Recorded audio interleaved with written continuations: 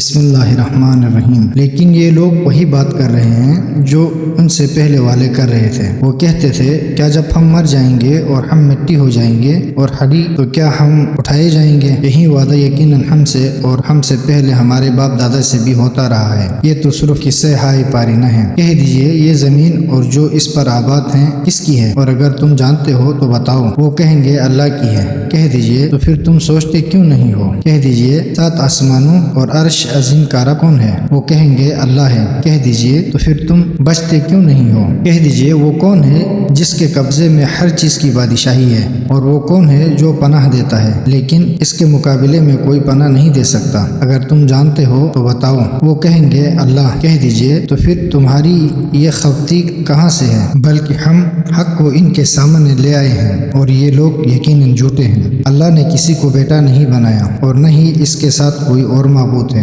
اگر ایسا ہوتا تو ہر معبود اپنی مخلوقات کو لے کر جدا ہو جاتا اور ایک دوسرے پر چڑھائی کر دیتا۔ اللہ پاک ہے ان چیزوں سے جو یہ لوگ بیان کرتے ہیں۔ وہ غیب و شعور کا علم رکھتا ہے، پس وہ منزہ ہے اس شرک سے جو یہ لوگ کرتے ہیں۔ اے رسول کہہ دیجئے میرے رب اگر تو وہ عذاب مجھے دکھا دے جس کا ان کے ساتھ وعدہ کیا گیا ہے تو میرے رب مجھے اس ظالم قوم کے ساتھ شامل نہ کرنا، اور جس عذاب کا ہم نے ان سے وعدہ کیا ہے ہم اسے آپ کو دکھانے کی یقیناً طاقت رکھتے ہیں۔ آپ برائی کو احسن برتاؤ کے ذریعے دور کریں۔ ہم خوب جانتے ہیں جو باتیں یہ لوگ بنا رہے ہیں۔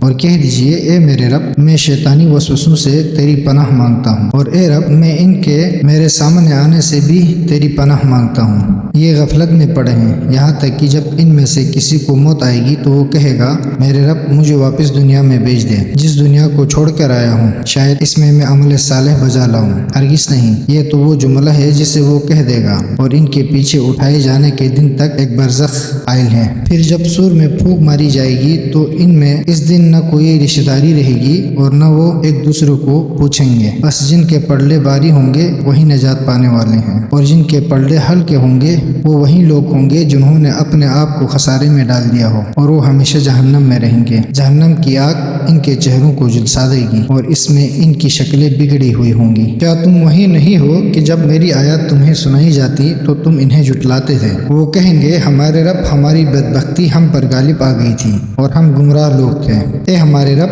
ہمیں اس جگہ سے نکال دے، اگر ہم نے پھر وہی جرائم کیے تو ہم لوگ ظالم ہوں گے۔ اللہ فرمائے گا خوار ہو کر اسی میں پڑے رہو اور مجھ سے بات نہ کرو۔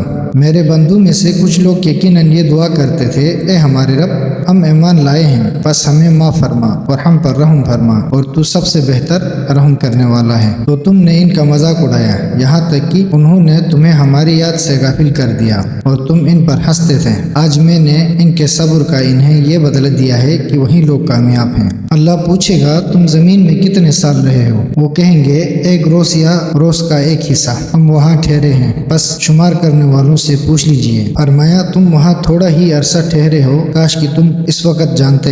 کیا تم نے یہ خیال کیا تھا کہ ہم نے تمہیں عبث خلق کیا ہے اور تم ہماری طرف پلٹائے نہیں جاؤ گے؟ بس بلند و برتر ہے اللہ جو بادشاہ حقیقی ہے، اس کے سوا کوئی معبود نہیں، وہ عرش کریم کا رب ہے۔ اور جو اللہ کے ساتھ کسی اور کو معبود پکارے جس کی اس کے پاس کوئی دلیل بھی نہیں ہے تو اس کا حساب اس کے رب کے پاس ہے، اور کافر یقیناً فلاح نہیں پا سکتے۔ اور کہہ دیجئے اے ہمارے رب معاف فرما اور رحم فرما، تو سب سے بہترین رحم کرنے والا ہے۔